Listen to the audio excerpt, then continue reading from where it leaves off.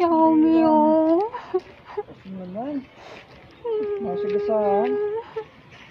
Ito, Xiaomi. Nangyari kasi naman. Hindi tayo natasagaso yan. Katabi ko lang to kagabi. Natulog pa siya sa atin kagabi. Xiaomi.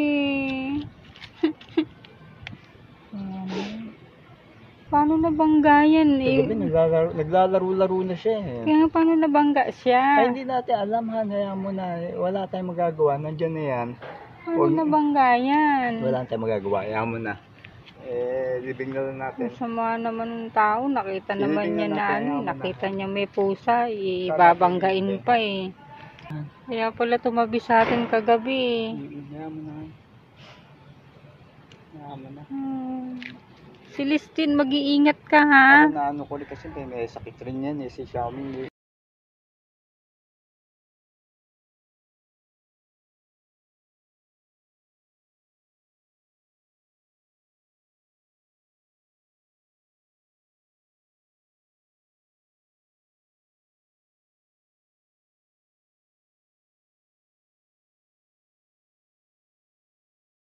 Pagising ko, akala ko natutulog siya.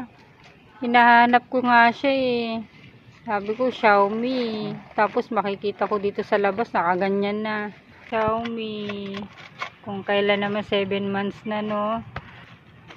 Dito lahat nilibing yung mga kaano niya eh. Yung mga maraming pusa dito namin. Dito namin nililibing. Kung meron lang tayong sariling bahay eh.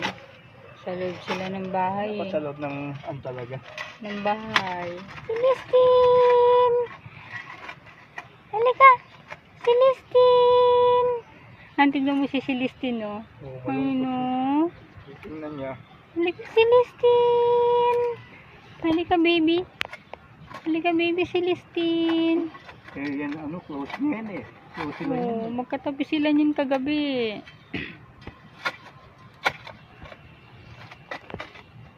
Baka alam na nga ni Celine kanina pa yan eh. Celestine! Laliman mo han.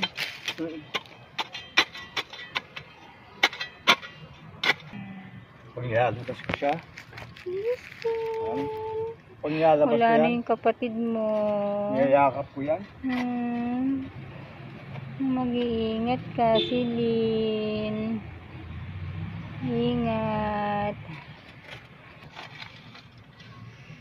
Hinahanap ko siya.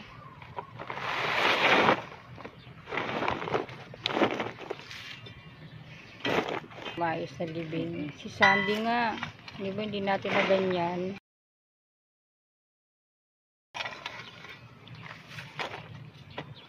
Lagyan mo na lang ng pulaklak. Na si Xiaomi yung butterfly. Na? From thus you came, and to thus you shall return. Rest in peace, Xiaomi. We love you. I love you, baby Xiaomi. Bye-bye.